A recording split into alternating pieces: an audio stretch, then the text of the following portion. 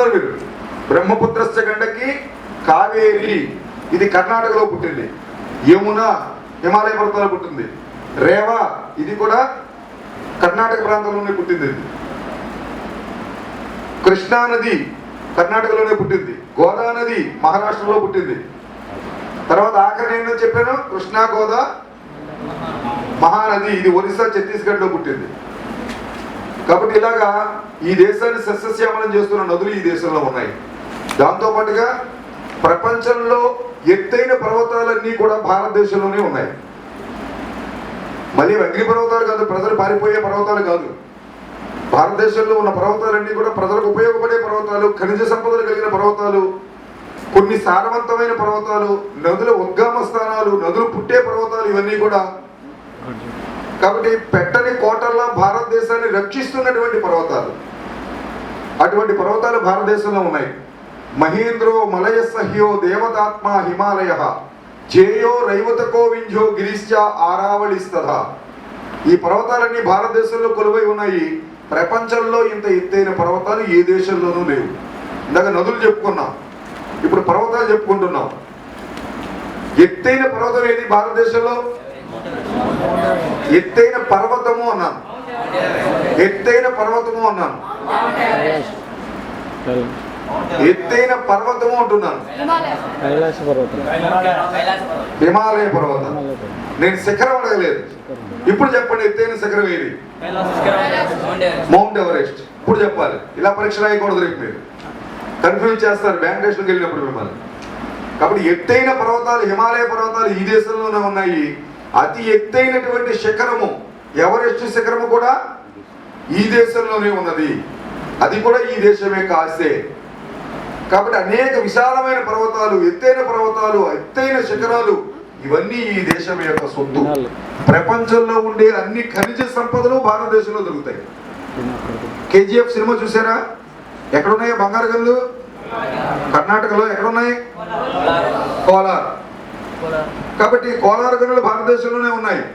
మహారాష్ట్రలో కూడా విస్తరించి ఉన్నాయి. బొగ్గు గనులు ఉన్నాయి, ఇనుప ఖనిజం గనులు ఉన్నాయి. ఇవాళ ప్రపంచంలో అత్యంత ఖరీదైన టైటానియం ఖనిజం ఎక్కడ దొరుకుతుంది అంటే వాళ్ళు రీసెర్చ్ చేసి నానా కష్టాలు పడుతుంటే భారతదేశంలో ఈ ఖనిజము శ్రీకాకుళం నుంచి నెల్లూరు తడ వరకు ఉన్న సముద్ర తీరం ఇసుక రేణువుల్లో ఉంది ఈ టైటానియం ఖనిజం. అంటే ఎంత సారవంతమైనటువంటి భూమి, ఎంత ఖనిజ సంపదల రాణి.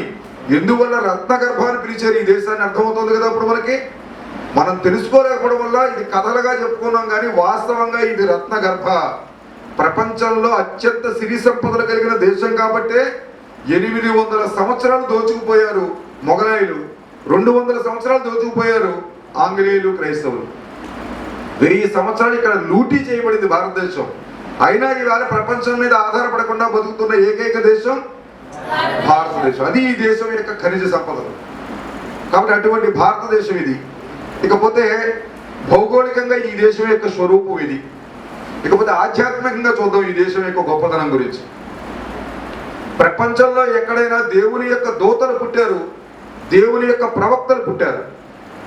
సాక్షాత్తు దైవం అవతరించిన భూమి ఎక్కడైనా ఉందంటే ఆ భూమి ఏది? భారతదేశం. రాముడు ఇక్కడ పుట్టాడు, కృష్ణుడు ఇక్కడ పుట్టాడు, పరమేశ్వరుడు ఇక్కడే అవతరించాడు, హనుమంతుడు, వినాయకుడు, దుర్గా, అయ్యప్ప, ఏ దైవాన్ని చూసినా ఈ భూమి మీదే వారి అవతారాలు ఎత్తారు. అలాగే కృష్ణుడు, విష్ణుమూర్తి రాక్షస సంహారం చేయడం కోసం ఎత్తిన 10 అవతారాల్లో 9 అవతారాలు ఈ భూమి మీదే ఎత్తాడు. 10వ అవతారం అయినటువంటి చివరి అవతారం ఏది?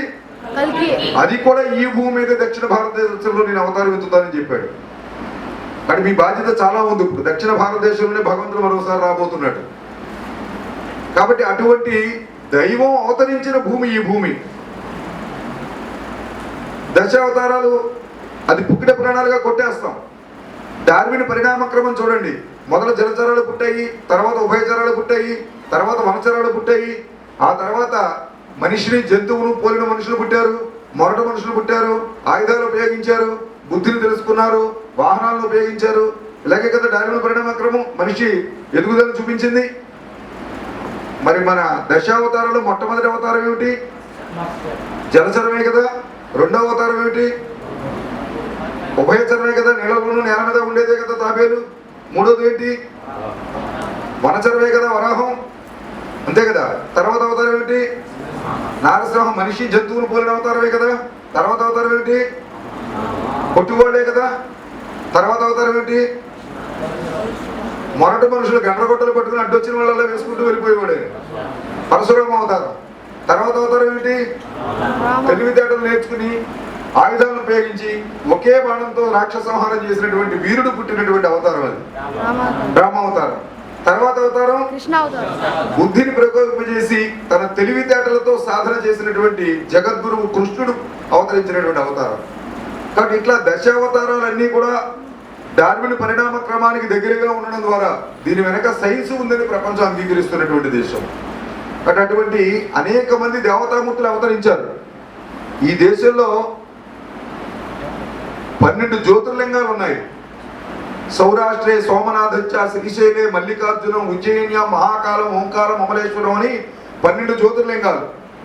ఇవి దేశం మొత్తం విస్తరించి ఉన్నాయి. ఇక్కడ ఉత్తరాఖండ్లో ఉన్నటువంటి జ్యోతిర్లింగం ఏదో చెప్పగలరా? కేదార్నాథ్. ఇక్కడి నుంచి కిందకు వచ్చామనుకోండి, గుజరాత్ లో ఉన్నటువంటి జ్యోతిర్లింగాలు సోమనాథ్, నాగేశ్వరం. ఇక్కడి నుంచి పక్కకు వచ్చామనుకోండి, ఉత్తరప్రదేశ్ లో ఉన్నది విశ్వేశ్వరుడు. ఇక్కడి నుంచి మధ్యప్రదేశ్ వస్తే ఉజ్జయిని. ఇక్కడి నుంచి మహారాష్ట్ర వస్తే ఓంకారేశ్వరి. ఇక్కడ